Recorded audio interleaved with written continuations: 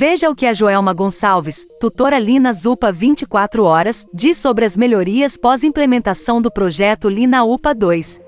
Joelma, seja muito bem-vinda. Fique à vontade, utilize os seus cinco minutinhos para passar a mensagem. Pode pedir para o pessoal rolar o slide. Uma satisfação enorme ter você aqui com a gente, tá bom? Celebrando. A palavra é sua, Joelma. Boa noite a todos, meu nome é Joelma, eu acompanhei as UPAs Oeste e Barreiras de Belo Horizonte. Pode passar. As UPAs, falando um pouquinho o perfil das duas unidades, elas estão localizadas na região sudoeste e oeste da cidade de Belo Horizonte. Ambas têm um contingente de população muito grande, para serem atendidas, 300 mil habitantes, 309 mil habitantes. A UPA Oeste, ela tem um alto índice de vulnerabilidade também, que aqui em Belo Horizonte é feito esses indicadores. Pode passar. E aí passamos para o nosso planejamento, como que foi desenvolvido o trabalho, como os próprios palestrantes das UPAs falaram, primeiro fomos nas UPAs, conhecemos a unidade, fomos no Gemba, conhecemos o time de melhorias, articulamos os nossos 9 encontros, foi fornecido material pela universidade para todo mundo se capacitar, então isso foi bacana, porque todo mundo falou a mesma língua, todo mundo conseguiu usar o mesmo material, e isso padronizou, uniformizou realmente até o conhecimento, isso foi muito bacana, e aí partimos para o método, vamos fazer. Então, primeira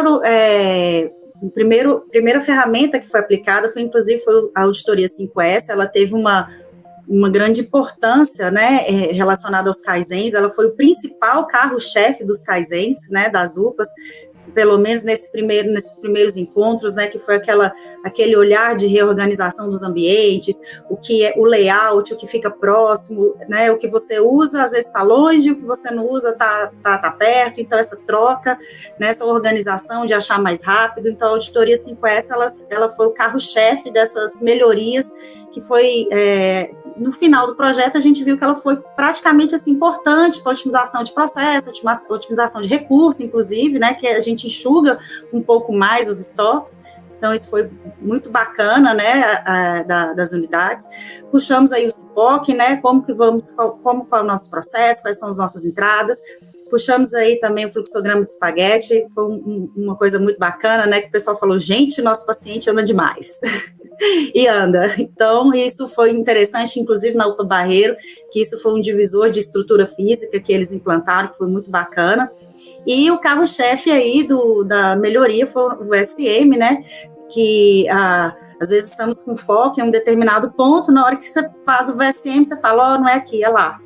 E isso direciona as ações, nós somos mais assertivos, nós tratamos exatamente o que precisa ser tratado diante de um processo macro.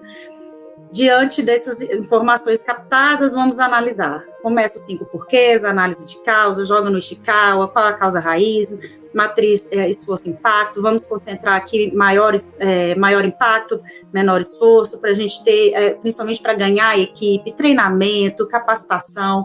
Então, assim, toda a equipe, ela se mobilizou nesse ponto, chamou a equipe das UPAs, da assistência, o porteiro, o técnico, o enfermeiro, o médico, treinamento introdutório foi criado diante de todos esses processos, e aí a parte do implementar, o plano de ação, que era acompanhado todo o momento da visita, a gente passava no início da visita o plano de ação, que foi feito, e os status, fazia todo o desenvolvimento, e no final da visita, a gente fechava com novas ações, com novas propostas. Pode passar. Diante disso, foi algumas ferramentas que nós utilizamos, um momento que gerou discussões, momentos muito preciosos, que é uma troca de experiência, e isso foi super bacana. O tutor, ele não só direciona, ele aprende muito, e isso é muito bacana, é uma troca, assim, ímpar. Pode passar. Pensando aí nos nossos resultados, na UPA Barreiro, tivemos uma queda de 70% do atendimento verde e 61% do paciente amarelo, do tempo porta-médico. Conseguimos reduzir bastante aí na UPA Barreiro, pensando em redesenho de fluxos de estrutura, de implantação do PCP. Pode passar. O tempo loss teve uma queda aí, principalmente do paciente verde, de 32,6%, né, do tempo de permanência desse paciente. No caso do tempo do amarelo, tanto na UPA Barreiro quanto na UPA Oeste, né, como são o mesmo sistema, então a gente teve um aumento aí por causa de uma alteração da programação do sistema, que tinha uma alta automática 24 horas, e aí ele extinguiu, e o paciente amarelo é o que fica, é o que solicita internação e que aguarda. Então, esse tempo realmente ele aumenta, mas a decisão clínica a gente percebeu que isso foi mais ágil. Pode passar.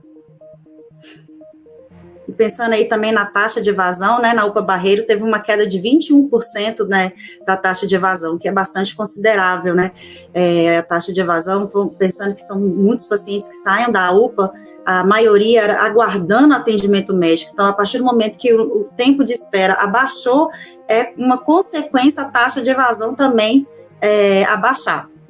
Pode passar. Na UPA Oeste, a gente também teve um resultado bastante parecido, né? Diminuímos aí 57% do paciente verde de espera para o médico e 50% do paciente amarelo. Pode passar. No tempo loss, teve uma queda aí de 32%, né? E o amarelo teve o mesmo comportamento da UPA Barreiro. Pode passar. E aí, na taxa de evasão, a UPA Oeste teve uma queda aí de 17%, em referência ao mês de janeiro, né, de 2022, que nós coletamos. Pode passar. Então, qual foi o grande impacto, né? Realmente aí tá as fotos do antes e depois do projeto, né? Que foi realmente o combate à superlotação, a redução de tempo de espera para o atendimento médico e, consequência, também o tempo de permanência, porque dentro da unidade também foi trabalhado esses tempos, o tempo do laboratório, o tempo de decisão clínica, o tempo do raio-x, todos esses tempos eles foram mensurados. Pode passar. E a gente consegue ver também, né, na UPA Oeste, uma recepção aí em 4 horas da tarde, uma recepção enxuta, porque realmente o paciente, ele entrou e ele saiu, né, ele teve o atendimento que ele foi buscar. Pode passar. Agradeço aí o pessoal da Universidade Federal Fluminense, do professor Robson, professor Elfren, a Thaís, a Ana, que me ajudaram bastante, e agradecer, e é isso aí. Muito bom, Joelma. A gente aqui agradece essa parceria com a Universidade Federal Fluminense e vamos lá, última etapa que é monitoramento. Um abraço, deu? Tenha uma boa noite. Boa noite. Boa noite.